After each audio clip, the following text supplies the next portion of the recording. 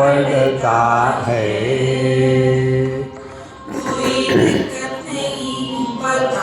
नहीं जो खाई आए सो माई आए, ना लो बेचुगो,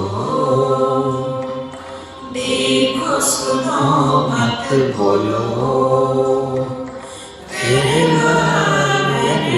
whatever you are, be 100% Karnataka, किसी को आओ मत कहो, किसी को जाओ मत कहो, ना कुछ पाना ना कुछ खोना। Who asked you live at zero complaint level, मौज में रहो, be happy।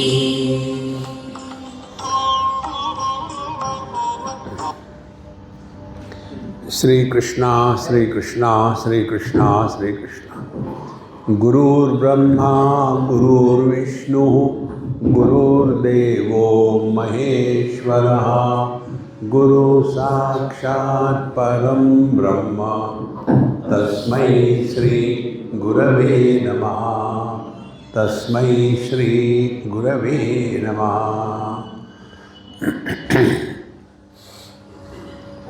हम जब आ रहे थे तो हमको सूर्य दिखा आकाश में, और वो देखने के बाद हमने कुछ सीखा। हम आपको ये कई बार बता चुके हैं, आध्यात्मिक साधना माने अपने हर एक अनुभव से कुछ न कुछ सीखना है। तो हमने आज क्या सीखा ये बता रहे हैं आपको। सूर्य तो आकाश में लटक रहा था, उसके प्रकाश में सब कुछ दिख रहा था, लेकिन कहीं कहीं कांच थी बिल्डिंगों में, बड़ी बड़ी कांचें, कहीं दर्पण के जैसा, वहाँ सूर्य का प्रतिबिंब था। तो दो बातें हो गई, एक सामान्य प्रकाश जिसमें सब कुछ दिख रहा था, दूसरा विशेष प्रकाश जिसमें सूर्य का कांच में प्रतिबिंब दिखा। दो बातें हो ना। अब यही अपने जीवन में ले आओ। देखो, आंखें सब देख रहे हैं, ये सामान्य प्रकाश है, और जिनको भी देखा, जिसको भी सुना, ये सामान्य प्रकाश में हो रहा है। सब सुन रहे हैं, हम थोड़ी सुन रहे हैं, सभी सुन रहे हैं। लेकिन विशेष प्रकाश क्या है? विशेष प्रकाश है हमने जो देखा सुना उस पर कमेंट्री शुरू कर दी। ये अच्छा है, ये अच्छा नहीं, ये आवश्यक है, ये अनावश्यक है। तो दो प्रकाश होते हैं। सामान्य प्रकाश जगत में हर वस्तु का, व्यक्ति का, सुख का, दुख का, लाभ का, हानि का होना, एग्जिस्टेंस, ये सामान्य प्रकाश है। इस जगत में अभाव का अनुभव भी भावात्मक होता है। देखो, हम कहते हैं ना, hey Gupta ji, you are very conspicuous by your absence. माने हमने गुप्ता जी के अभावों को भी भाव रूप से जाना है ना। देखो, इसको समझना पक्की तरह से। तो ये भाव के लिए कोई भेद नहीं है। सुख है, दुख है, अपना है, पराया है, लाभ है, हानि है, स्वास्थ्य है, रोग है। साजी, तुम उधर बैठ जाओ। हाँ, अब ठीक है, अब ठीक है, ठीक है, अब ठीक है। आपके पीछे जो बैठे थे वो लुप्पा छुपी खेल रहे थे। बोला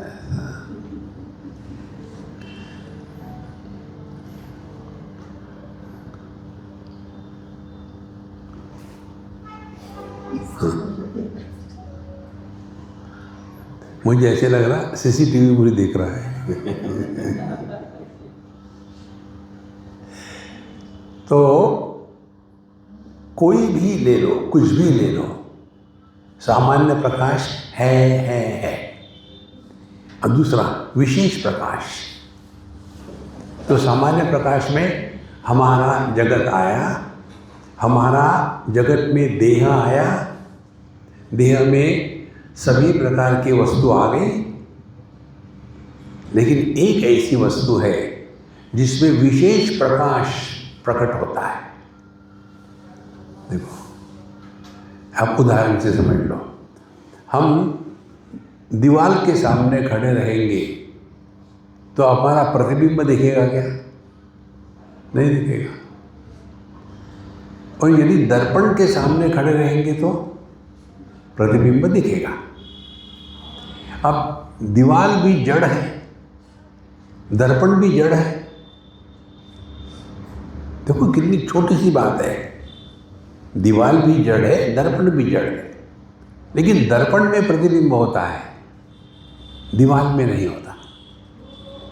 तो अब कितने प्रकाश हो गए? 3 प्रकाश हो गए। एक ओरिजिनल सूर्य का प्रकाश, दूसरा सूर्य के प्रकाश की अभिव्यक्ति जगत के रूप में हो रही है, और तीसरा इसको विशेष प्रकाश जानता है। 3 बातें हुए। और आगे चले जाओ, हम जिसको सूर्य प्रकाश कहते हैं वो सूर्य प्रकाश नहीं है। हम कहते हैं दिन के समय आज सूरज का प्रकाश बड़ा तेज था। सूरज का प्रकाश तेज नहीं होता। कारण क्या है? सूरज का प्रकाश दिखता नहीं। किसी ने देखा है क्या सूर्य प्रकाश? किसी ने नहीं देखा। क्या देखते हैं हम रिफ्लेक्टेड लाइट देखते हैं। अब सूर्य से निकल के अपने पास आ जाओ। अपने इस हॉल में 2 प्रकाश है। एक प्रकाश में सब सामान्य है, सब कुछ प्रकाशित हो रहा है। आपके हमारे बीच में प्रकाश है ना? दिखता है क्या? देखो, तो हमको जो दिखता है वो रिफ्लेक्टेड लाइट है, ओरिजिनल लाइट नहीं है। देखो संतो, इसी प्रकार से जिसको हम सूर्य प्रकाश कहते हैं बाहर में, it is not sunlight, it is a daylight. सूर्य से लेकर के पृथ्वी के बीच में जहाँ कुछ भी नहीं है वहाँ अंधकार होता है ना, तो वहाँ भी तो प्रकाश है, लेकिन रिफ्लेक्ट होने के लिए वहाँ कुछ नहीं है। देखो, जैसे आप और हमारे बीच में प्रकाश है, दिखता नहीं, वहाँ मैंने इस प्रकाश को रिफ्लेक्ट करने के लिए एक वस्तु ले आया तो दिखने लग गया ना। इसको हम विस्तार से इसलिए समझा रहे हैं, यही पूरा मूल है जीवन का। देखो, तो इंद्रियों के माध्यम से विषयों का दर्शन वैसा ही है। दर्पण के सामने हम खड़े हो गए और हमारा प्रतिबिंब दर्पण में पड़ा। अब सवाल ये आता है, दर्पण के सामने खड़ा होने के बाद जो प्रतिबिंब है उसको लेकर के दर्पण की क्या रिएक्शन होगी? दर्पण कहेगा क्या? हमारे जैसे बुढ़ाऊ को, हट यार, दूसरे को आने दे। और कोई सुंदर लड़की सामने खड़ी होगी दर्पण की, हे हैंग अराउंड लिटिल लॉन्गर। नहीं, वो जड़ प्रकाश है। देखो संतो, अब इसी दर्पण के सामने हमने बल्ब ऐसा रखा कि उस बल्ब का प्रतिबिंब उस दर्पण में पड़ा। तो दर्पण में अब 2 प्रकाश हो गए, एक सामान्य प्रकाश, दूसरा विशेष प्रकाश। अब इसको और सूक्ष्मता से समझने के लिए आप हमको देख रहे हैं, ये सामान्य प्रकाश है। अब हमारा चेहरा या चश्मा, कहीं ना कहीं आपको एक छोटा सा विशेष प्रकाश दिखता होगा। जो हमारे जैसे है वाइज लोग, वहाँ चंद्रमा एक रात में दो दो चांद खिले, तो दो प्रकाश हो गए ना, एक सामान्य, दूसरा विशेष। तो आंखों से देखना ये ईश्वर की सृष्टि है। आंखें देखेगी, दर्पण के सामने कोई भी आ जाएगा, सबका प्रतिबिंब होगा। किसी के प्रति राग नहीं, द्वेष नहीं, पकड़ना नहीं, संस्कार नहीं। ये है ईश्वर की सृष्टि। ईश्वर की सृष्टि में सुख दुख नहीं है। अब दूसरी बात, आंखों ने सब चीजों को देखा, देखने के बाद कमेंट्री शुरू कर दी। एक कमेंट्री करने वाला जो है, मुझे अच्छा लगता है, अच्छा नहीं लगता, ये है विशेष प्रकाश। तो साधना क्या हो गई? विशेषता से हट करके निर्विशेष की तरफ चले। विशेषता क्या है? मैं अमीर हूं, मैं गरीब हूं, देखो, मैं स्वस्थ हूं, मैं रोगी हूं। तो विशेषता किसको कहते हैं? जहां निर्विशेष के साथ हम एक उपाधि जोड़ देते हैं, तो वहां विशेषता निर्माण हो गई। आदमी निर्विशेष है, शादी करा दी, विशेष हो गया। तो एक ही आदमी से अब पति निकला बाहर, फिर वही आदमी पुत्र को लेकर के पिता निकला बाहर। तो धीरे धीरे हम जो निर्विशेष सत्ता है, एब्सोल्यूट कॉन्शियसनेस, धीरे धीरे हम अनेक होने लग जाते हैं। और ये अनेक होते होते दो प्रकार का कचरा हम इकट्ठा करते हैं। दुनिया की विषय वस्तुओं का, जिसको कहते हैं सूखा कचरा, और जितने रिश्ते नाते हैं उसको कहते हैं गीला कचरा। तो साधना क्या होगी? कचरा हटाओ। देखो, आपको करना कुछ नहीं है, सब छोड़ छाड़ करके जंगल में जाने की कोई जरूरत नहीं। समझना क्या है? अपनी अनुभूतियों से सीखना है। हम सोते हैं माने क्या करते हैं? पहले सूखा कचरा हटाते हैं, अभी नहीं, बाद में। बस सोना है। अब धीरे धीरे सब चीज़ों का चिंतन स्मरण करना छोड़ दिया, सूखा कचरा हट गया। फिर जो गीला कचरा था, पति पत्नी, भाई बहन, सास ससुर, पड़ोसी, धीरे धीरे उसका भी त्याग कर दिया।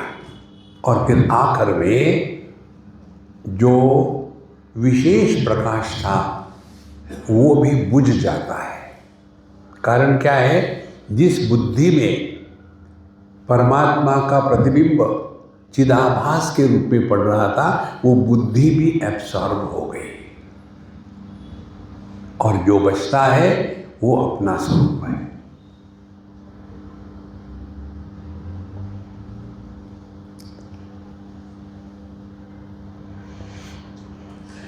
इस ज्ञान को भगवान श्री कृष्ण ने सर्वश्रेष्ठ ज्ञान कहा है। 9वें अध्याय के पहले ही श्लोक में भगवान अर्जुन को बताते हैं, ये हमको सबको समझना है। इदम तुते गुह्यतमं प्रवक्ष्यामि अनसूयवे ज्ञानम विज्ञान सहितम यज्ञात्वा मोक्ष से अशुभात्। अब मैं तुमको गुह्यतमं ज्ञानम बताता हूँ। हम गुह्यतम का मतलब क्या है? जैसे गुड, बेटर, बेस्ट। गुड क्या हो गया? इन्फिनिटिव। बेटर क्या हो गया? कंपैरेटिव। बेस्ट हो गया सुपरलेटिव। उसी प्रकार से उत्तर और उत्तम, उत ज्ञान माने धर्मशास्त्र का ज्ञान। सबसे प्यार से रहना है, झगड़ा नहीं करना है, अपनी रिस्पॉन्सिबिलिटी पूरी करनी है। ये हो गया सत्यम वद धर्मम चर स्वाध्यायान मा प्रमदः मातृदेवो भव पितृदेवो भव। ये हो गया धर्मशास्त्र का ज्ञान। KG1 KG2 दूसरी लेवल। उत्तर ज्ञान माने उपासना का ज्ञान, कि मैं जो कुछ हूँ ये मैं को नियंत्रित करना है। उसको नियंत्रित कब करेंगे? जैसे अंधकार में मोमबत्ती जल रही हो तो बड़ी तेज पुंज प्रकाश दिखता है, वही मोमबत्ती सूर्य के सामने रखे तो उसकी सत्ता भी नहीं दिखती। इसी प्रकार से ये जो मैं सूखा गीला कचरा इकट्ठे करने वाला, वो उसको अपने आप को दिव्य प्रकाश के सामने चले जाना है, उसको कहते हैं उपासना। तो भगवान के ऐश्वर्य के सामने हम किस झाड़ की डाली है? कुछ भी नहीं। और इसीलिए उपासना के द्वारा व्यक्ति को अपनी तुच्छता समझ में आती है। कितना अभिमान होता है, मैंने ये किया, मैंने वो किया, मैंने ऐसा किया, मैंने वैसा किया। अरे आज तक कितने आके मिट गए, क्या फर्क पड़ा?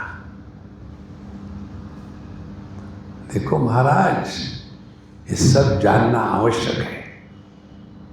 तो ये जो मैं विशेष बना, खूब धन दौलत कमाई, खूब नाम हो गया, ये जो विशेष है, अब इसको निर्विशेष की तरफ ले जाना है। तो पहली स्टेप ये है, अपने से श्रेष्ठ के सामने चले जाओ तो अपने को अपनी क्षुद्रता समझ में आती है। देखो हमको 1 BHK 2 BHK कितना अभिमान होता है। देखो महाराज, तो जहाँ ये मैं धीरे धीरे शांत होगा, वहाँ हमने उपासना का प्रयोजन कर लिया। और इसीलिए वहाँ मंत्र है, जो थारी राय सो भारी राय। तो धर्मशास्त्र में अपनी इच्छा को पूरा करने का धंधा है मेहनत से, और उपासना शास्त्र में हम ईश्वर के इच्छा से अपनी इच्छा मिला लेते हैं, जो थारी राय सो भारी राय। ये हो गया दूसरी स्टेज। तीसरी स्टेज है उत्तम ज्ञानम। उत्तम माने क्या? जगत क्या है? उत ज्ञानम। उपासना क्या है? उत्तर ज्ञानम। और मैं कौन हूँ, ये है उत्तम ज्ञानम। भगवान कहते हैं यहाँ इदम तुते गुह्यतमम। गुह्यतमम माने सबसे सूक्ष्म और अंतिम ज्ञान मैं तुमको बताने जा रहा हूँ। अब देखो,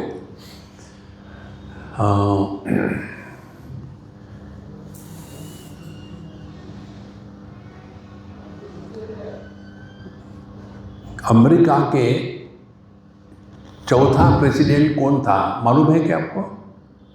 नहीं। कुछ फर्क पड़ा? देखो, 100 की गड्डी, उसका वजन कितना होता है मालूम है? यार कोई सोचा भी नहीं ऐसा। कुछ फर्क नहीं पड़ा। फर्क किससे पड़ता है? मैं कौन हूं ये जानने से। वेदैश्च सर्वै अहमेव विद्या। मैं कौन हूं ये जानना आवश्यक है। दुनिया क्या, इसे कोई मतलब नहीं, लेकिन हमारा पूरा जीवन इसी में जाता है। कौन है, कैसा है, कहाँ से आया, किस लिए आया, क्या करता है। अरे अपने को क्या फर्क पड़ता है? देखो, समझिए आपको पता नहीं लोग कैसा गलत मार्ग से पैसा कमाते हैं। ये हमने तुमको पूछा क्या? नहीं। क्यों बता रहे हो? देखो, इस दुनिया में हमको अपने आप को अपने आप से बचाना है। आत्मैव आत्मनो बंधु आत्मैव रिपुरात्मना। तो उत्तम ज्ञान क्या है? उत्तम ज्ञान यही है कि मैं कौन हूं। देखो, और इस मैं को समझने के लिए, ढूंढने, कहीं जाने की आवश्यकता नहीं, केवल अपनी अनुभूतियों से सीखना है। देखो, पहली बात, कोई भी उपाधि लो, उस उपाधि के दो ऑप्शन होते हैं। उदाहरण के लिए, पैसा ये उपाधि है। जिसके पास पैसा है, जो अमीर है, उसको अमीरी का गर्व होता है।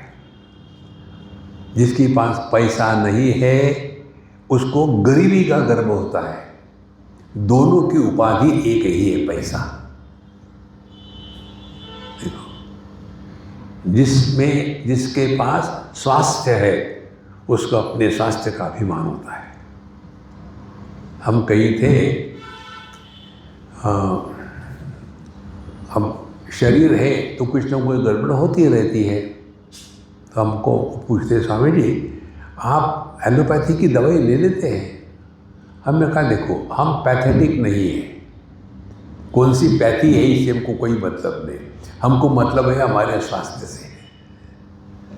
नहीं, मैं तो कभी भी एलोपैथी की एक भी गोली नहीं खाता। उसका अभिमान। मनुष्य कहाँ फंसा है?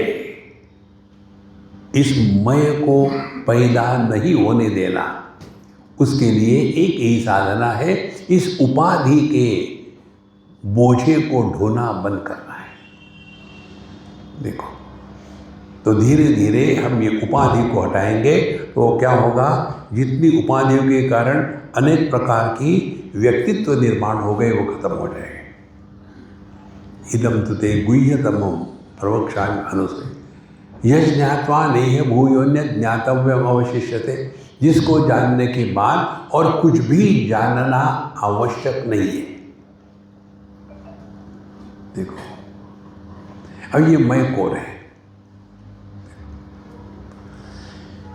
अब एक एक का विश्लेषण करेंगे। देह के कारण हम है कि हमारे कारण देह है? स्वप्नावस्था में ये हमारा देह हमारे लिए उपलब्ध नहीं होता। स्वप्नावस्था में हम स्त्री नहीं, पुरुष नहीं, अमीर नहीं, गरीब नहीं, पढ़े लिखे नहीं, अनपढ़ नहीं, हम होते जरूर हैं। तो पहली सिद्धांत की बात क्या हो गई? देह के कारण हम नहीं है, हमारे कारण देह है। देखो,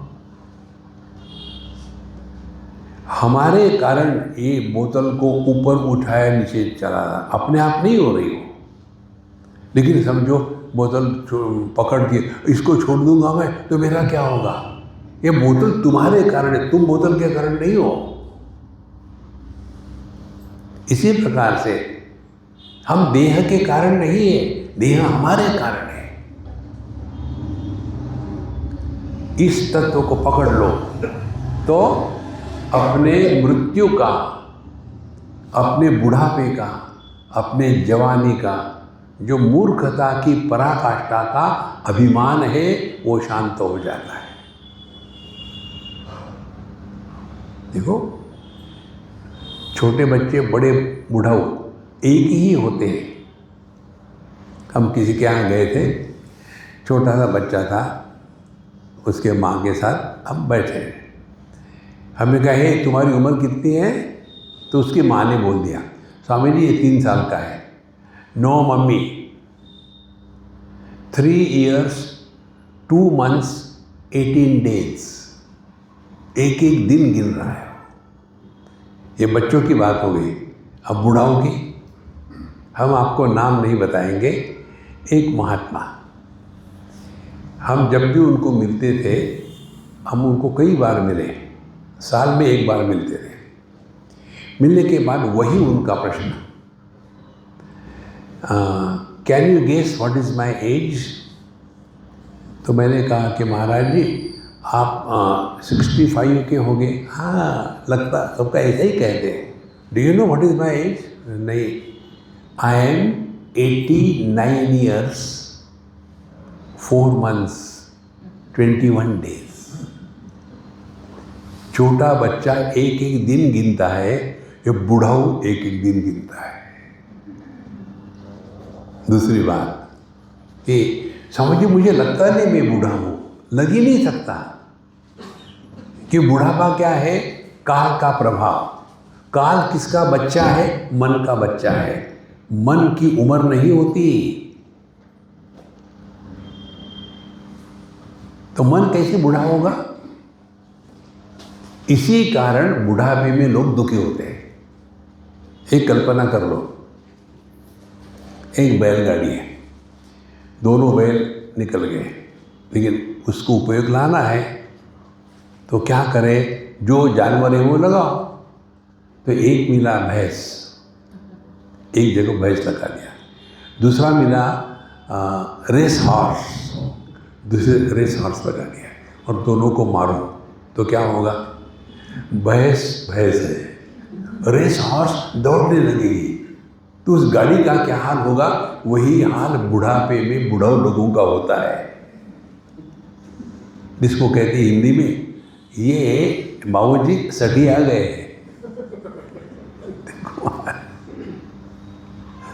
कारण क्या है? मन की उम्र नहीं होती, उम्र देह की होती है। कितनी सिंपल बातें हैं ये सब जानना आवश्यक है। यदि हमने ये सीख लिया, समझ लिया कि उम्र देह की, मन की नहीं होती, और मन ने देह के साथ तादात्म्य कर लिया तो फिर मैं देह हूं, शुरू हो गया संसार। इसीलिए पहली आध्यात्मिक साधना, इसका अभ्यास करें। आप बैठो आराम से, और बिल्कुल आराम से, कोई भी आसन में, कोई बात नहीं, इतनी ही साधना करें कि देह से अन्य होने का क्या अनुभव होगा।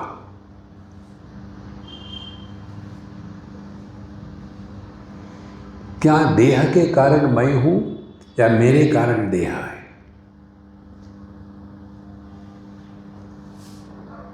देखो, देह पैदा हुआ, क्या हमको अपने जन्म का अनुभव है? देह बढ़ता है, हम ज्यों के त्यों हैं।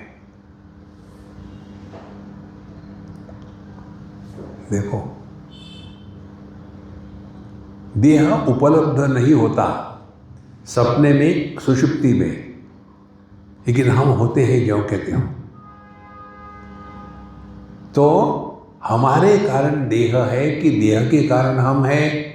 जिस दिन ये सिद्धांत आपके गले उतरेगा, उस दिन के बाद आप अपने मृत्यु की बात, मृत्यु का डर, मृत्यु की कल्पना हमेशा के लिए आपके दिमाग से हट जाएगी। तब जा करके हम जीना शुरू करते हैं। नहीं तो अभी तो मौत ही जी रहे हैं, पता नहीं कब लुढ़क जाएंगे। देखो संतो, ये है गुह्यतमम शास्त्र। अब यह जो मैं है, जो सुखी दुखी होता है, ये कौन है मैं? जो देह के साथ तादात्म्य होने के बाद पैदा होता वो, या जो देह के साथ तादात्म्य नहीं है फिर भी रहता है वो? पत्नी के साथ तादात्म्य होने के बाद जो पैदा होता है वो मैं सत्य है, या पत्नी न होते हुए भी जो मैं रहता है वो सत्य है? करो चिंता। पत्नी की उपाधि हट गई तो आदमी रहता है ना। अपना ये जो स्वरूप है, इसमें विशेषता नहीं है, निर्विशेष है। ये है गुह्यतमम ज्ञानम, इसको हमको पहचानना है। इसलिए इस ज्ञान को भगवान ने क्या कहा? राज विद्या राजगुह्यम पवित्रम इदमुत्तमम प्रत्यक्षावगमम धर्म्यम सुसुखम कर्तुमव्ययम। ये राज विद्या राजगुह्य है। ये जो संसार में फंसे हैं, दुखी है, भिखारी है, उनके लिए नहीं है। किसके लिए? राज विद्या, राजाओं की विद्या है, माने विद्याओं का राजा है। देखो महाराज, युद्ध के मैदान में कितने लोग थे, लेकिन भगवान ने अर्जुन को उपदेश दिया। यद्यद आचरति श्रेष्ठः तत्तदेवेतरो जनः स यत् प्रमाणम कुरुते लोकाः तदनुवर्तते। किसी भी घर में देखो आप, जिस घर का जो श्रेष्ठ व्यक्ति होता है उसके अनुसार बाकी लोगों का व्यवहार होने लग जाता है। इसीलिए यदि जीवन में कुछ पाना ही है तो ये पाने योग्य है राजविद्या, राजगुह्यम। और ये इतना सूक्ष्म है कि हर एक के बस की बात नहीं है। इसीलिए हम जो स्पष्ट कहते हैं, हमारा ऑडियंस हम जवान लड़के लड़कियों को नहीं एक्सपेक्ट करते। हमारा ऑडियंस जिन्होंने जगत में जो कुछ करना था, धक्के खाने थे, खा लिए, अब 100 चूहे खा गए, अब चलो हज जाते। देखो, उसके लिए मनुष्य दुखी बुढ़ापे में क्यों होता है? क्योंकि उसको 24 घंटे में 24 घंटे जीना पड़ता है। जवानी में टाइम कहाँ है मरने के लिए? सुबह से शाम तक ये करना वो करना, अच्छा बिजी है। A busy person is never miserable. और जिसको कुछ भी करने को नहीं, यार फिर उठ गए और फिर 24 घंटे जीना पड़ेगा, फिर क्या करें? ये कोई लाइफ है? तो बुढ़ापे में साधना क्या करनी है? चिंतन करना है। बुढ़ापे में हम करते क्या है? चिंता। मरने के बाद क्या होगा? जिंदा है तब कुछ हुआ क्या? मरने के बाद क्या? कुछ नहीं होगा। पहले मर के तो दिखाओ। देखो, सब तो अध्यात्म का तात्पर्य स्वर्ग में जाना नहीं है, अपनी गलत धारणाओं का त्याग करना है। और ये कैसा है ज्ञान? कहते हैं पवित्रम इदम उत्तमम। पवित्र, पवित्र का तात्पर्य सिंपल शब्द है, लेकिन उसका सूक्ष्म अर्थ क्या है? पवित्र माने पवेहे भयात् त्रायते इति पवित्र। पवि माने इंद्र के हाथ में जो थंडर बोल्ट होता है, जो ब्रह्मास्त्र होता है, उसको पवि कहते हैं। तो इंद्र के ब्रह्मास्त्र से भी जो नहीं डरता वो है पवित्र। और आगे कहते हैं उत्तमम, इससे बढ़कर के और कुछ नहीं जानना है। तीसरी बात कहते हैं प्रत्यक्षावगमम। ऐसे नहीं कि मरने के बाद होगा, मरने के बाद आप स्वर्ग में जाओगे, पहले मरो। नहीं, ये यहाँ अभी इसी क्षण प्रत्यक्षावगमन। अभी करा दूँ आपको। अब देखो, आप हो, इसके लिए क्या करना है आपको?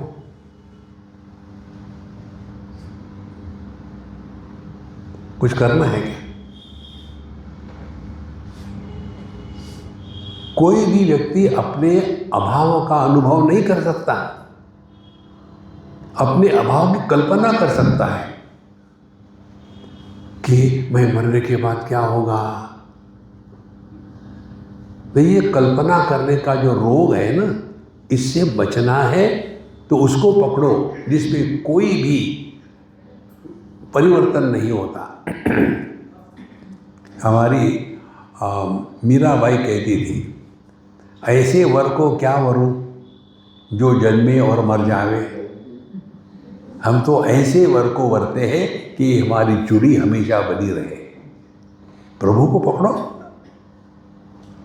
भगवान के भक्त को मृत्यु का डर नहीं होता, ज्ञानी को मृत्यु का डर नहीं होता, कर्मी को होता है। ये करेंगे, वो करेंगे, स्वर्ग में जाएंगे, नरक में जाएंगे। देखो, संस्कृत भाषा में को ये जो सफिक्स है ये लगाने के बाद शब्द के अर्थ में परिवर्तन नहीं होता। जैसे बाल माने बच्चा, बालक माने बच्चा, क लगा दिया वो एडजस्टमेंट करने के लिए शब्दों की, बाल बालक। उसी प्रकार से और जाओ आगे, नर, नरक, देखो देहात्मा भाव से जीना माने ये नरक यातना है और कुछ नहीं है। तो प्रत्यक्षावगमम ये आपको डायरेक्ट एक्सपीरियंस है। कौन सा? अपने होने का। अब अपने होने का एक्सपीरियंस किससे हो रहा है? इंद्रियों से, मन से, बुद्धि से नहीं। एक सिद्धांत, जो सबके अभाव में होता है उसका कभी अभाव नहीं होता।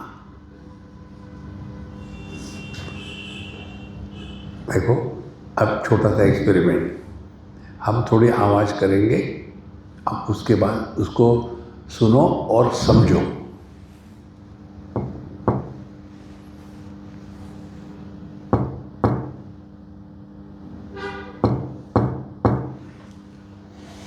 कितने बार हमने ठोका?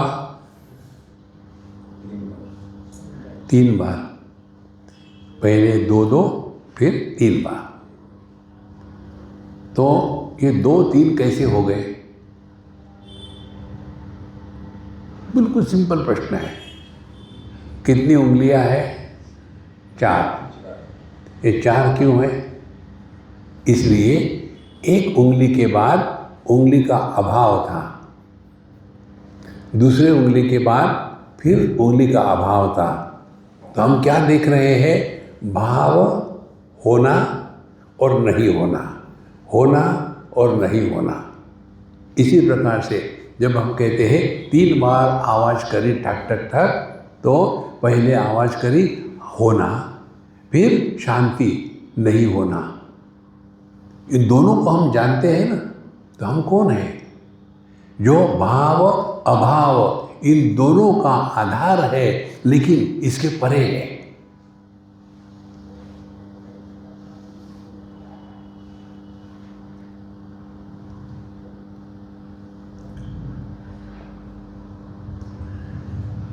इस क्षण आप स्त्री नहीं, पुरुष नहीं, अमीर नहीं, गरीब नहीं, जवान नहीं, बूढ़े नहीं, केवल हो मात्र। और ये ऐसी सत्ता है जो किसी की विरोधी नहीं है। स्वास्थ्य होगा तो रोग की विरोधी होगी। देखो, गरीबी होगी तो अमीरी की विरोधी होगी। हम किसी का विरोध नहीं करते, सबके आधार है। इसको करना कुछ नहीं है संतो। जो आध्यात्मिक साधना है, it is the process of undoing and unbecoming. कुछ करना नहीं है और कुछ बनना नहीं है, ना कुछ पाना ना कुछ खोना। सोते हैं तो क्या पाते हैं हम, और सोते हैं तो क्या खोते हैं। हमारे पंजाबी में खोता कहते हैं गधे को, खोता। देखो संतो, धीरे धीरे धीरे धीरे हम जगत में रिएक्शन करना बंद करेंगे। कैसे? थोड़े गम है, थोड़ी खुशियाँ, ये जीवन है, ये तो होता ही है। जैसे जैसे सूक्ष्मता से हम अपने स्वरूप के पास रहेंगे, तो इसीलिए कहते हैं प्रत्यक्षावगमम। अभी जो हमको अनुभव है प्रत्यक्ष है, डायरेक्ट है कि हम है, कुछ बनो मत। होना और बनना, इसमें फर्क है। आदमी होता है, पति बनता है। आदमी सुखी है, अगला वाक्य मैं भूल गया। देखो महाराज, धीरे धीरे धीरे धीरे हम ये उपाधि में रहते हुए भी उपाधि के द्वारा प्रभावित होना बंद करेंगे। इसी को हम कहते हैं सूखा कचरा, गीला कचरा। इसको हटाओ। प्रत्यक्षावगमम, और कहते हैं धर्म्यम, हम आपको आपके स्वरूप के पास ले जा रहे हैं। स्वर्ग में नहीं ले जा रहे, नरक में नहीं ले जा रहे। हमारा धर्म क्या है? अग्नि का धर्म है उष्णता, हमारा धर्म है होना, हमारा धर्म है ज्ञान, हमारा धर्म है आनंद। सत्यम ज्ञानम अनंतम ब्रह्म यो वेद निहितम गुहायाम परमे व्योमन्न सोष्णुते सर्वान् कामान सह ब्रह्मणा विपश्चितेति। हमारा धर्म क्या है? सर्वान् कामान सह अश्नुते। हमारे मन में एक भी कामना बची नहीं रहती। कामना रहित अनुभूति को परमात्मा कहते हैं। और यह हर एक का अनुभव है। गहरी नींद में खुशी का अनुभव आने का कारण क्या है? वहाँ कुछ भी कामना नहीं होती। कामना न होने का कारण क्या है? अपने में अपूर्णता का भान नहीं होता और जगत को अपने से अन्य के रूप में हम स्वीकार नहीं करते। कामना का जन्म इन दो चीज़ों से होता है। जैसे बच्चों का जन्म माँ बाप के कारण होता है, इसी प्रकार से कामना का जन्म एक तो अपने में अपूर्णता का भाव और दूसरा जगत में अन्य का भाव। फिर ये अपूर्णता का भाव हमको बताता है यार what A life without a wife. सभी शादी करते हैं ना, चलो शादी कर लेंगे। देखो बिल्कुल सिंपल है। सुसुखम कर्तुम, धर्म के अनुसार है। हम आपको ये नहीं बता रहे कि स्वर्ग में जाएंगे, नरक में, कुछ नहीं जाना है। और सुसुखम कर्तुम अव्ययम, और ये करने में कोई कष्ट नहीं है। आप बताओ मुझे, दुखी नहीं होने में क्या कष्ट है? कितनी सिंपल बात है। दुखी मत हो। आपको क्या हो? दुखी मत हो। शादी करके दिखाओ, दुखी मत हो, दुखी। When you justify you are miserable, nobody can help you. Don't justify the miseries. कितने महत्व की बात है। और अश्रद्धाना पुरुषा धर्मस्यास्य परंतप अप्राप्य माम निवर्तन्ते मृत्यु संसार मर्तने। कहते भगवान, जिनको मैंने ये जो बताया है कि तुम साक्षात परमात्मा स्वरूप हो, इस पर यदि श्रद्धा नहीं रखोगे तो फिर पुनरपि जननम पुनरपि मरणम पुनरपि जननी जठरे शयनम। एक आपको सिद्धांत बताते हैं।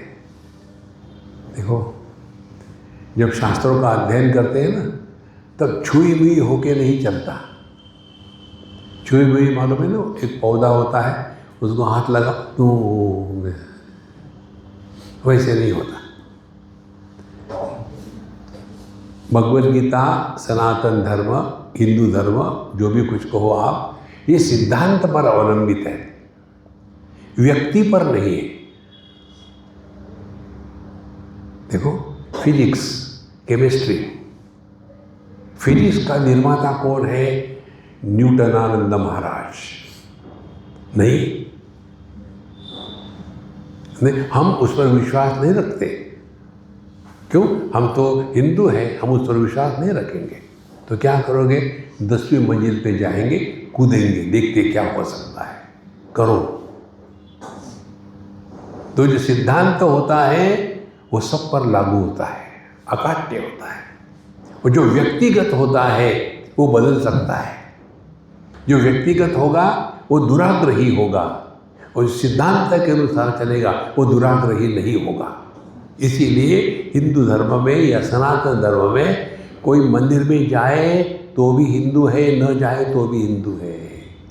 एकादशी करे तो भी हिंदू है, ना करे तो भी हिंदू है।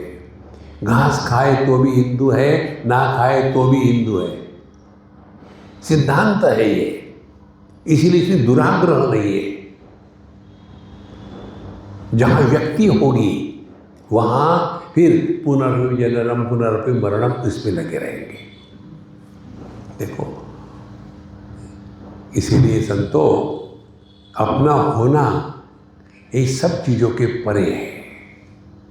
सुसुखम कर्तुम अव्ययम्। अब जो व्यक्तिगत रूप से जानते हैं कि अमुक अमुक ने ये धर्म का निर्माण किया, फिर इसका जन्म होगा, अब उसमें क्या चक्कर है? देखो, उसमें एक ही चक्कर है कि हमने हर देह में एक एक जीव अलग माना है। देखो, फॉर एग्जाम्पल बुद्धिज़्म ले लो आप। बुद्धिज़्म में जो आता है ना कि अभी लामा पैदा हो गया है, वहाँ पैदा होगा, वो होगा इत्यादि। तो जितने देह उतने जीव। हमको एक ने पूछा, इतने लोग पैदा हो रहे हैं, पूरी वर्ल्ड की पॉपुलेशन बढ़ रही है, इतने जीव कहाँ से आते हैं? हमने कहा एक जीव मैन्युफैक्चरिंग फैक्ट्री है, वहाँ से आते हैं। नहीं, हमको समझाओ। हमने कहा समझना बहुत आसान है। एक दीपक है या टॉर्च है, उसके सामने एक आईना है, उसमें एक प्रतिबिंब पड़ा, दूसरा आईना लगाया, दूसरा बढ़ा, तीसरा बढ़ा, 1000 आईने लगाए, 1000 पैदा हो गए क्या?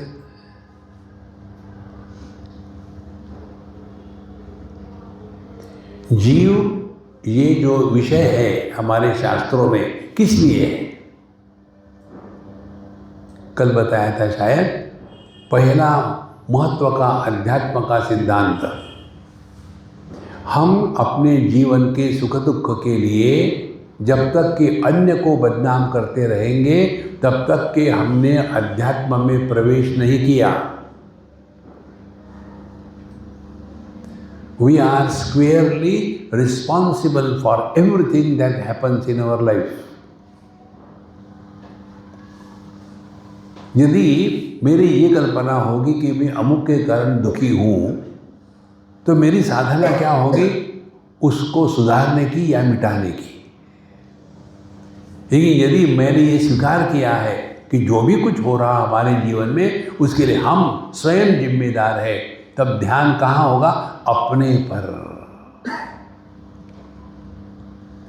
एक लड़का दिल्ली में आता था सत्संग के लिए, उसने मुझे पूछा करके, स्वामी जी पता नहीं ऐसा क्यों होता है, हम कॉलेज में पढ़ते हैं तो पहले स्कूल में थे तो वही ऐसा ही था, हमको कोई दोस्त है ही नहीं। हम कभी 2-4 स्टूडेंट कहीं बात कर रहे हैं, मैं जाता हूँ तो लोग पूछा तू यहाँ से तू क्यों आया, सब मुझे धुतकारते हैं। अब ऐसा क्यों करते हैं लोग? जब तक उसकी दृष्टि अन्य पर होगी वो लोगों को बदनाम करता रहेगा। लोग ऐसा क्यों करते हैं? अपने को देखो ना, देखो क्यों करते हैं, आप समझो। इसी प्रकार से हमको ये समझना है कि ये जो सुखी दुखी होने वाला कौन है, और जब यहाँ ध्यान जाएगा अन्य से ध्यान हट जाएगा। अन्य से ध्यान हटेगा तो जगत गायब हो गया। जैसे हम इंद्रधनुष देखते हैं, इंद्रधनुष अन्य के रूप में देखते हैं, लेकिन उसको सत्य मानते हैं क्या? इंद्रधनुषों को लेकर के कभी कल्पना आती है मन में, चलो एक टुकड़ा काट लेते हैं और पत्नी के लिए नेकलेस बनाएंगे? वो दिखता है लेकिन होता नहीं। इसी प्रकार से ये जो दुनिया है दिखती है, होती नहीं। वैराग्य करने की जरूरत नहीं है, समझना है। देखो संतो, जैसे जैसे ये समझ आती है ना, सुसुखम, ये करने के लिए कोई कष्ट नहीं। एकादशी करो, द्वादशी करो, एक टांग पर खड़े रहो, मेडिटेशन करो, हवा भरो, कोई जरूरत नहीं।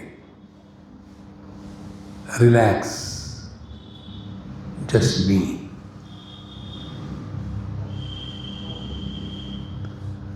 भीड़ भिड़क का कहाँ होता है?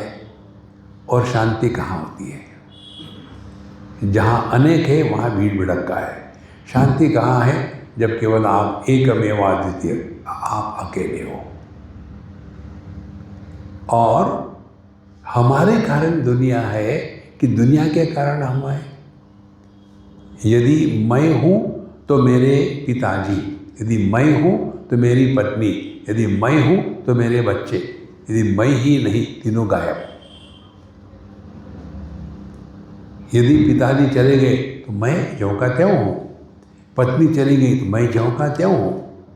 अपने इस निरुपाधिक सत्ता को पहचानना यह अध्यात्म है।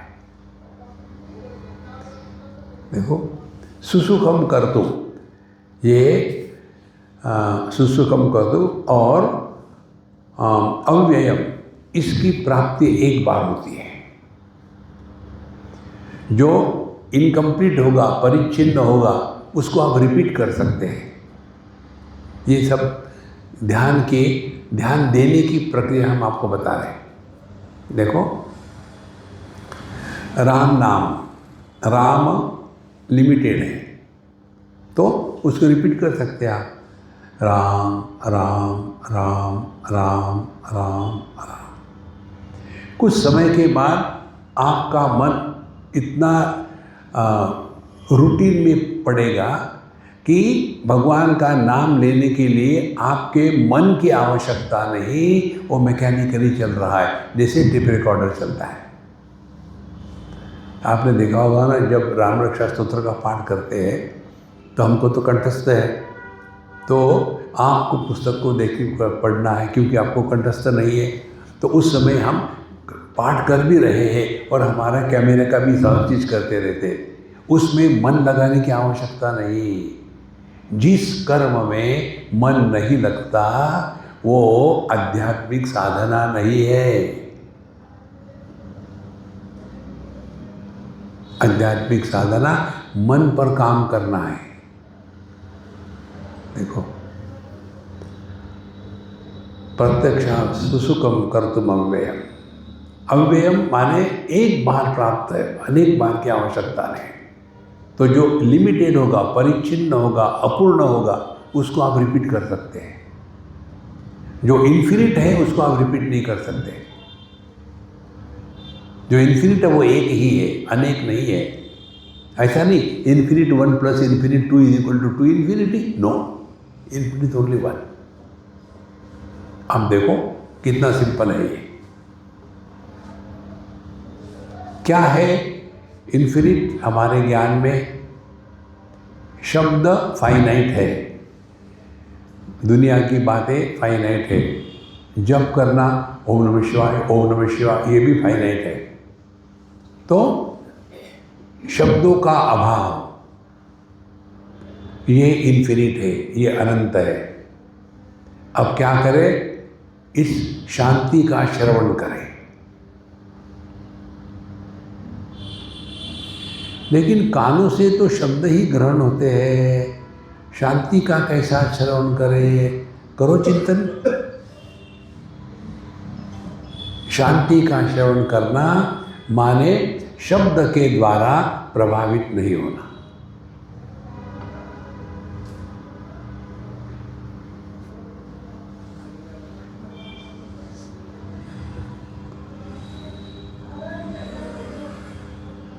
देखो, आपने ना तो प्राणायाम किया है, ना तो पद्मासन लगाया है, ना तो दान धर्म किया है, ना तो तीर्थ यात्रा गए हैं। अपनी अनुभूति से सीखना, यही भगवद गीता है।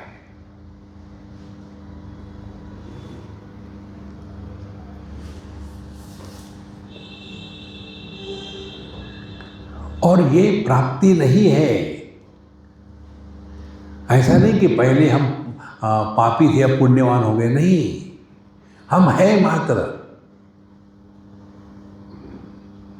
यह भाव अभाव के परे है, होना नहीं होना के परे है। और सबसे महत्व की बात, यह ज्ञान किसी का विरोधी नहीं है।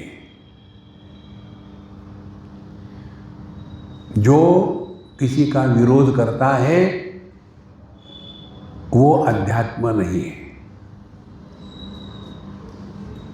देखो महाराज, जैसे हमारी दृष्टि किसी भी रूप रंग का विरोध नहीं करती,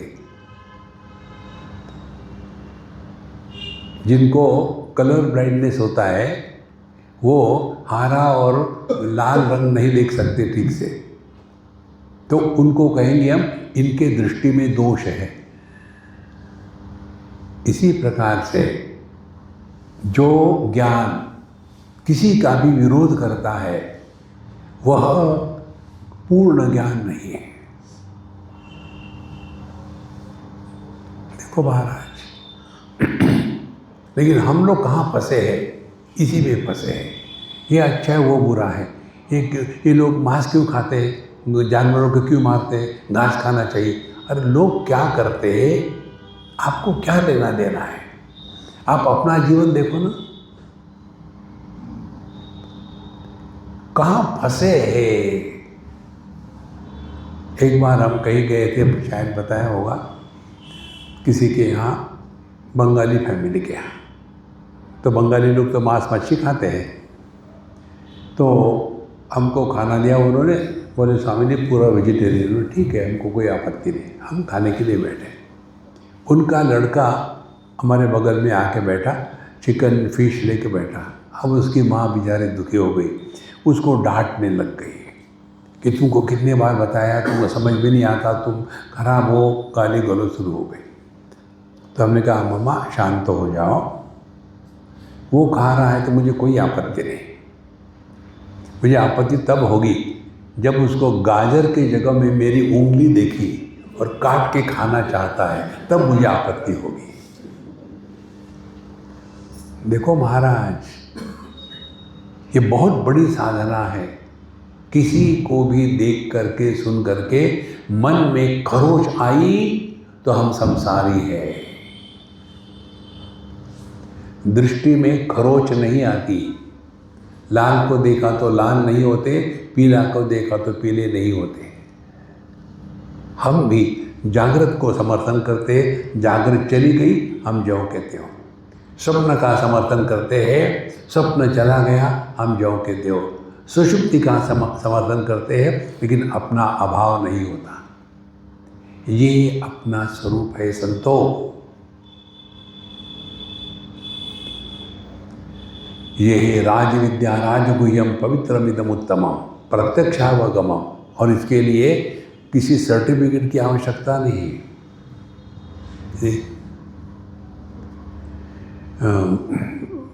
वेदांताचार्य, ब्रह्मनिष्ठ, योगेंद्र, कोई जरूरत नहीं।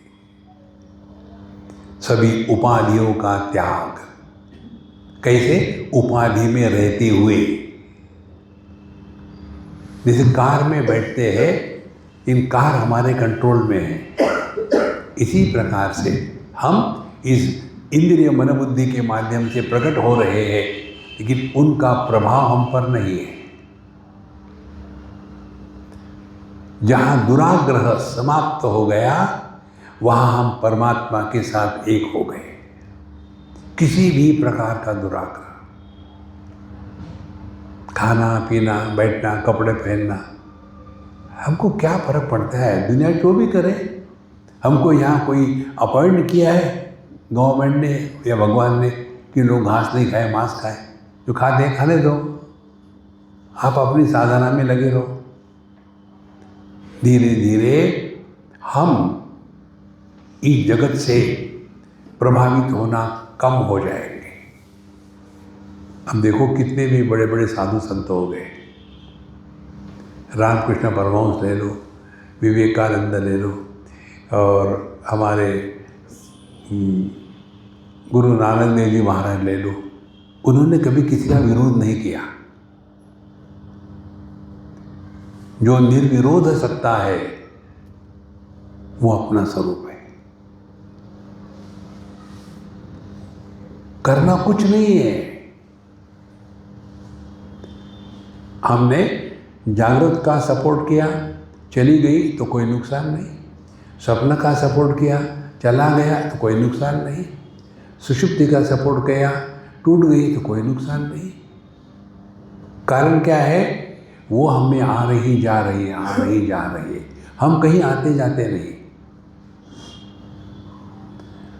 अब इसको समझने के लिए भगवान ने अगले 2-3 श्लोकों में, 2 श्लोकों में, चौथे 5वें में बहुत बड़ा सिद्धांत बताया।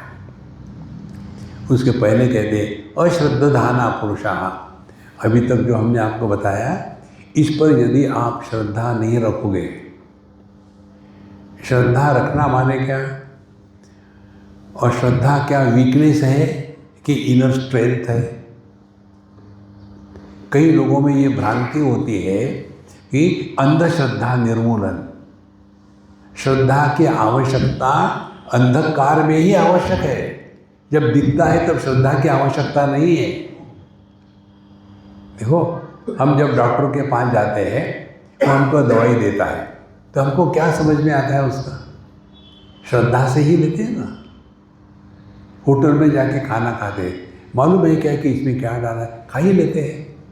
बिना श्रद्धा के जीवन असंभव है। एक सज्जन हमसे कहते, स्वामी जी आप श्रद्धा को इतना महत्व देते हैं, ये श्रद्धा अंधश्रद्धा होती है। हमने कहा देखो, श्रद्धा हमेशा अंधी ही होती है। जब जानते हैं तो श्रद्धा की आवश्यकता नहीं है, जब नहीं जानते तब श्रद्धा की आवश्यकता है। अब जैसे हमको मालूम है क्या कि हम किस माँ के कोख से पैदा हो गए? नहीं मालूम। फिर वो बताते ये तुम्हारी माँ है, हम कहेंगे क्या? डीएनए निकालो, देखते मैच करते हैं कि नहीं? अज्ञान के क्षेत्र में श्रद्धा आंतरिक शक्ति है, ये वीकनेस नहीं है। और फिर उस माँ को हमने श्रद्धा से स्वीकार किया, वो बताती है ये आदमी तुम्हारा पिताजी है, फिर वही श्रद्धा ही चाहिए ना। वीडियो लिया था क्या? दिखाओ वीडियो। नो। इसीलिए महाराज श्रद्धाना पुरुषा, जिसमें भगवद गीता में जो बताया उस पर श्रद्धा नहीं होगी तो केवल आर्गुमेंट, लॉजिक, फालतू चीज़ों में लगा रहेगा। तंतो शास्त्रों का अध्ययन करना माने क्या? हम वस्तु को देखते हैं, शब्द का ध्यान देना, वस्तु को देखते हैं। दर्पण को देखते हैं कि दर्पण में देखते हैं? दर्पण में देखते हैं, फर्क हो गया ना। अच्छा, दर्पण में देखते हैं कि अपने को देखते हैं? अपने को देखते हैं ना। यदि ये समझ में आ गया हो, उसी प्रकार से भगवद गीता या शास्त्र को नहीं पढ़ते हैं, शास्त्र में अपने को देखते हैं। तो ये जो बताया जा रहा है ये किसी राजा की कहानी नहीं है, ये अपना स्वरूप है। इसीलिए अश्रद्धाना पुरुषा, जिनको इन चीज़ों पर श्रद्धा नहीं है वो इसके द्वारा कभी भी लाभान्वित नहीं होते। फिर वही तम्बाकू, वही चूना, पुनरपि जननम पुनर्मरणम पड़े रहेंगे। अब ये दृष्टि प्रदान कर रहे हैं भगवान हमको। ये दृष्टि बहुत महत्व के ध्यान से समझ लेना। आध्यात्मिक साधना का तात्पर्य है change your stand point in life. Stand point से क्या होता है? कैमरा है, कैमरे को नीचे रखो और फोटो ले लो तो नाटा व्यक्ति भी लंबा दिखने लग जाता है ना। कैमरे को ऊपर से ले लो और ले लो फोटो तो लंबा आदमी भी नाटा लगने लग जाता है। तो यदि हमको योग्य दर्शन करना है तो क्या करना पड़ेगा? इसका स्टैंड पॉइंट बदलना पड़ेगा। What should be the stand point? High level. यदि ये स्पष्ट हो गया, अब अपने अनुभूतियों में आ जाओ। ये बहुत सिंपल बात है महाराज, जिस दिन समझ में आ जाती है ना, मस्ती एकदम। मैंने मस्ती का प्याला पिया। देखो ये माला मेरी जेब में है, अब मैंने निकाली। कहाँ से निकाली माला? अरे मेरे जेब में थी। तो माला जेब के अंदर है, पानी की बोतल जेब के बाहर है। देखो, हम लोग कमरे के अंदर बैठे हैं, हमारी कार कहाँ है? किसके बाहर? कमरे के बाहर। देखो, हमारी कार कंपाउंड के अंदर है, हमारा घर कंपाउंड के बाहर है। हमारा घर जयपुर में है, दिल्ली जयपुर के बाहर है। तो अंदर बाहर का गणित कब संभव है? जब कोई रेफरेंस हो तब। देखो, करना कुछ नहीं, समझना है। अब अपने अनुभव पर आ जाओ। इस समय हमारा क्या अनुभव है? मैं देह के अंदर हूँ, आप लोग बाहर हो। जब खर्राटे मारते हैं, रात को सोते हैं, उस समय हम देह के अंदर होते हैं कि बाहर होते हैं? बिस्तर के ऊपर होते हैं कि बिस्तर के नीचे होते हैं? स्त्री होते हैं कि पुरुष होते हैं? जवान हो के एक बूढ़े होते हैं? बाबा जी होते हैं कि बीबी जी होते हैं? कुछ नहीं, लेकिन होते जरूर है। और आगे चलो, अब स्टैंड पॉइंट बदलो। आकाश को पूछो, हे आकाश, इस कमरे के अंदर में तुमको कैसे लगता है? तो आकाश क्या कहेगा? मैं कमरे के अंदर नहीं हूं, फिर कमरा मेरे अंदर है। देखो, हो गया ना फर्क? आंखों को कहो, ये तुम लाल पीले रंग देखते हो, तुमको तकलीफ नहीं होती? क्यों नहीं होती? क्यों? वो लाल रंग मेरे अंदर है, मैं उनमें नहीं हूं। धीरे धीरे पकड़ो इसको ठीक से। तो हमने दृष्टिकोण बदला है। पहला दृष्टिकोण था कमरा लेकर के उसके आकाश का। दूसरा दृष्टिकोण है आकाश की दृष्टि से देखो कमरे की स्थिति क्या है।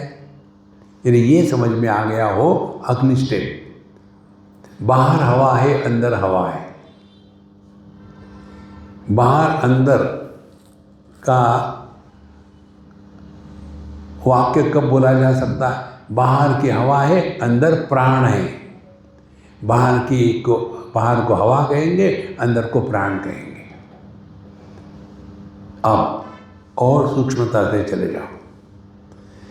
बाहर की और अंदर की हवा, इनका कनेक्शन तोड़ डालो। कैसे? कुंभक करो। कितने समय? आधा घंटा।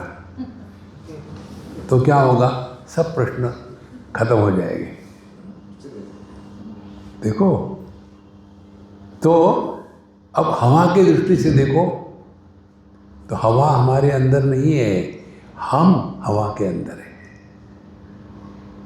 दृष्टिकोण बदल लिया। ये वस्तु का दर्शन हमको कैसे होता है, या आप मुझे देखो, आपको मेरा दर्शन कहाँ हो रहा है? मैं जहाँ बैठा हूँ वहाँ, कि आपके अंदर कहाँ हो रहा है? बोलो, कुछ तो भी बोलो। आपको मेरा दर्शन कहाँ हो रहा है? जहाँ मैं बैठा हूँ वहाँ, या आपके अंदर? चिंतन करो ना। हो रहा है ना दर्शन? बोलो फिर, कहाँ हो रहा है? अंदर कि बाहर? दोनों गलत। दर्शन हो रहा है मन में। और मन कहाँ है?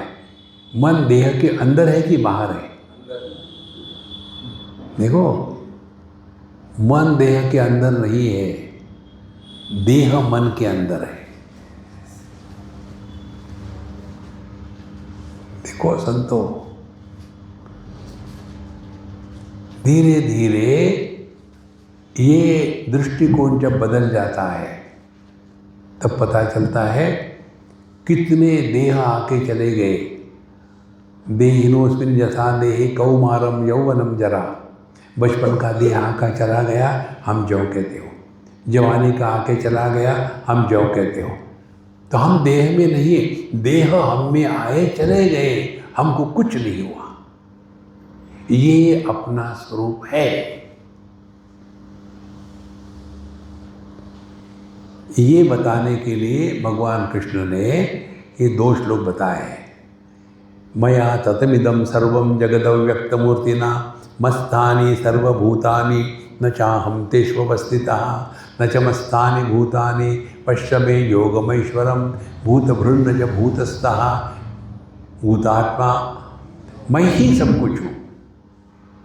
देखो तो क्या कहते हैं, मया अव्यक्त मूर्तिना इदम जगत ततम। मैं जिसका कोई आकार नहीं, विकार नहीं, प्रकार नहीं, संस्कार नहीं, इसीलिए अहंकार नहीं, ऐसा जो मैं है, इदम सर्वम जगत ततम, मेरा पूरा मैं ही संपूर्ण जगत को व्याप्त करके रहता हूँ। अब ये समझने के लिए उदाहरण ले लो। समुद्र कहता है मया तदमिदम सर्वम, जितने भी लहरें हैं वो सभी की सभी लहरें मेरे से व्याप्त है, और इसीलिए लहरें मुझ में है लेकिन मैं लहरों में नहीं हूँ। ये कैसे संभव है? अब चिंतन करो। समुद्र का जन्म नहीं होता, समुद्र बढ़ता घटता नहीं, वो मरता नहीं। लहरों का जन्म होता है, बढ़ती घटती है, मर जाती है। देखो पहली स्टेप, लहरें अनेक है, समुद्र एक है। दूसरी स्टेप, तो ये कौन कह रहा है? समुद्र कह रहा है कि मया ततमिदं सर्वं जगदव्यक्तमूर्तिना। समुद्र का कोई आकार नहीं, लहरों का आकार है, विकार है, प्रकार है, संस्कार है, एक दूसरे से झगड़ा है, पाप है, पुण्य है, दोस्त है, दुश्मन है। समुद्र के लिए कोई समस्या नहीं। अब समुद्र के जगह में अपनी निद्रावस्था ले लो, सुषुप्ति अवस्था। सुषुप्ति अवस्था कह रही है मया तदमिदं सर्वम, मैं ही जागृत स्वप्न को आधार देती हूँ, मेरे ही कारण जागृत स्वप्न है, वो मुझ में है लेकिन मैं उसके द्वारा प्रभावित नहीं होती। कैसे? सुषुप्ति में हम ना अमीर है ना गरीब है, लेकिन जागृत की अमीरी गरीबी हम ही सपोर्ट करते हैं। मया ततमिदं सर्वं जगदव्यक्तमूर्तिना। सुषुप्ति में हमारा कोई आकार नहीं, विकार नहीं, प्रकार नहीं, संस्कार नहीं, अहंकार नहीं। जागृत में सब कुछ है। तो जागृत अवस्था न हो तो भी सुषुप्ति बनी रहती है। धीरे धीरे सूक्ष्मता से चिंतन करो तो पता चलता है कि एक ही परमात्मा उपाधि के कारण अनेक प्रतीत होता है। बिना परमात्मा के जगत की सत्ता नहीं है। तो यह जो निरपेक्ष सत्ता है, जो निर्विशेष सत्ता है, वो अपना स्वरूप है। हम विशेषता में इतने फंसे हैं कि अपने निर्विशेष स्वरूप को भूल गए। देखो महाराज, हम जब भी बोलते हैं तो विशेषता के बारे में ही बोलते हैं। इसलिए जो आता है ना शब्द मौन व्याख्या प्रकटित परब्रह्म तत्व युवानम, जो मौन की भाषा में प्रकट होता है। अब देखो, आप ये सुन रहे हो,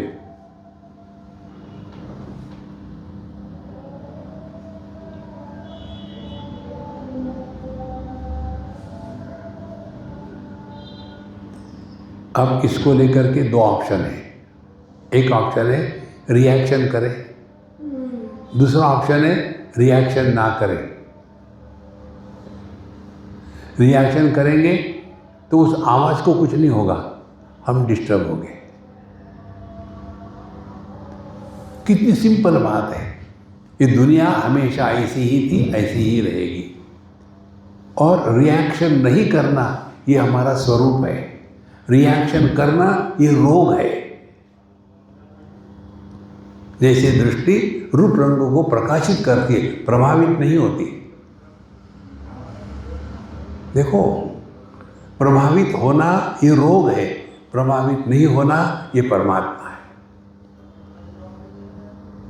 देखो, इसके लिए साधना, देखो सुनो मत बोलो। जहां बोल दिए हमने, रिएक्शन कर दी, रिमेन इंडिफरेंट। धीरे धीरे हम इस तत्व को समझेंगे कि सुख को भी हम प्रकाशित करते हैं, दुख को भी हम प्रकाशित करते हैं, लेकिन हम ना तो सुखी है ना दुखी है।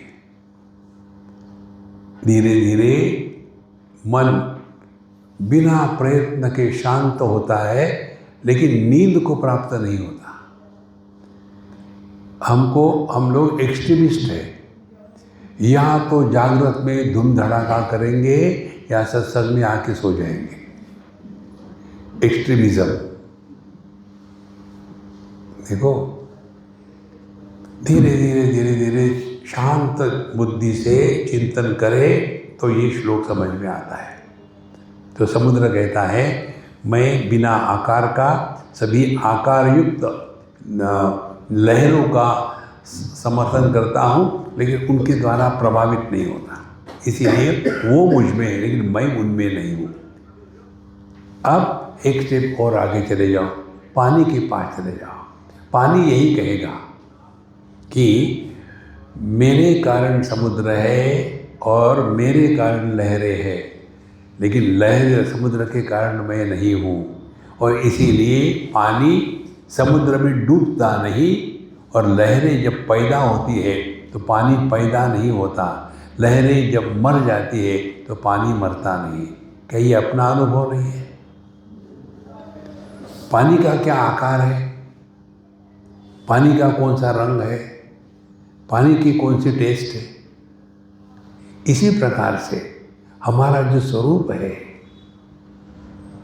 उसमें यदि हम निष्ठावान हो गए तो मन डिसॉल्व हो करके, जैसे लहर डिसॉल्व हो गई तो वो समुद्र नहीं बनती, वो पानी ही हो जाती है।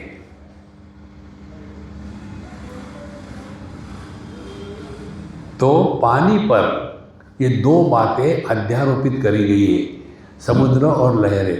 समुद्र को कारण बताते हैं और लहरों को कार्य बताते हैं। और पानी क्या है? कारण कार्य के परे है। और इसीलिए कार्य कारण में मत फंसो, ये ऐसा क्यों है, ये ऐसा ही होता है, आगे चलो। नहीं तो अनावश्यक चीज़ों में हम अपने बुद्धि को नष्ट करते हैं। ये पता नहीं ये पॉलिटिशियन लोग इतने करप्ट क्यों होते हैं। अरे तुमको करना है तुम करो ना, अपना टाइम बर्बाद मत करो। इस बार दिमाग में कूड़ा करकट भर करके हम सोचते हैं कि हम अध्यात्म के मार्ग पर हैं। इसीलिए मया ततमिदं सर्वं जगत अव्यक्तमूर्तिना मस्तानि सर्वभूतानि न चाहं तेषु अवस्थिता। इसीलिए ये सभी के सभी मुझ में है, लेकिन मैं उनमें नहीं हूँ। मस्तानि सर्वभूतानि, सभी के सभी भूत मात्र मुझ में है, मेरे सिवा किसी की सत्ता नहीं। मैं अखंड अविनाशी ज्यों का त्यों। इस ज्ञान को लेकर के ही हम अध्यात्म में जी सकते हैं। नहीं तो फिर वही हमेशा का चक्कर, हमने इतने पारायण किए, इतने भगवान के नाम लिए। देखो, हम किसी के घर गए थे, हम ये टीका नहीं कर रहे, हमको समझने के लिए उदाहरण दे रहे। किसी के घर गए, बोले स्वामी जी आप हमारे घर आइए। तो हम गए, बोले स्वामी जी हमारी जो ग्रैंड मदर है उन्होंने राम नाम जब लिखा है, उसको ब्लेस करिए। हमने ये क्या ब्लेसिंग होती है? नहीं आपको करना पड़ेगा। अब खाना मिलता है तो करना पड़ता है, पापी पेट के लिए सब करना पड़ता है। तो उन्होंने दिखाया, बोले इन्होंने इतनी सारी पुस्तक कापियाँ भर के रखी है, राम राम राम लिख करके, आप आशीर्वाद दो राम को। तो मैंने देखिए कॉपी क्या लिखा हुआ था, शॉर्ट हैंड में राम राम लिखा हुआ था। राम कितना छोटा है, उसको भी शॉर्ट हैंड में। कैसा? रा पहली छोटी लाइन, दूसरी बड़ी लाइन, म पहली छोटी लाइन, ये लिखते गए लिखते गए। मैंने बहुत बढ़िया लिखा है। बोले स्वामी जी वो तो सब ठीक है, लेकिन हम सभी के सभी इसके कारण परेशान हैं, तो क्या करें? हमने कहा तुम मुझे परेशान कर रहे हो, केवल लिखना लिखना लिखना लिखना, उसका अभिमान। मनुष्य को बुराई का अभिमान त्यागा जा सकता है, अच्छाई का अभिमान त्यागना बड़ा कठिन होता है। भगवद गीता का उदाहरण ले लो। अर्जुन ने धृतराष्ट्र के पुत्र कौरव, उनको बुरे शब्दों में कहा कि धृतराष्ट्र के पुत्र है, आतताई है, दुर्बुद्धि है, और हम अस्माभिः प्रपश्यद्भिः, हम तो समझदार हैं, हम तो ज्ञानी हैं, हमको समझ में आता है इस युद्ध में नुकसान होगा, लोग मरेंगे, वो बेवकूफ़ है, उनको समझ में नहीं आता, हम तो अच्छे हैं ना। कोई व्यक्ति व्यसन में हो, व्यसन छूट सकता है। कोई बहुत कर्म में लगा हो, कर्म छूट सकता है। कोई बकबक करने में लगा हो, चुप रह सकता है।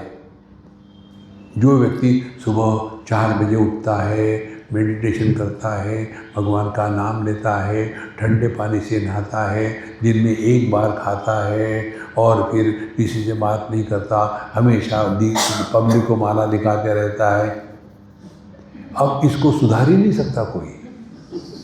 अब और क्या सुधारेगा? कोई नस्ती सदृशो मया। और फिर क्या करेंगे? हम लोगों के जैसे नहीं है, सुबह सुबह उठ करके मांस खाते हैं, जी हम शाम को खाते हैं।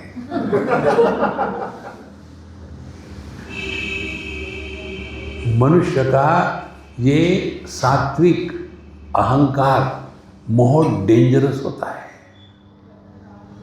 देखो, व्यक्ति में कुछ ना कुछ खराबी होनी चाहिए, तब व्यक्ति अपने आप को कंट्रोल रखता है। देखो, नहीं तो अपने अच्छाई का अभिमान इतना पॉइजनस होता है कि उसको लेकर के हम अन्य को तुच्छ समझने लग जाते हैं।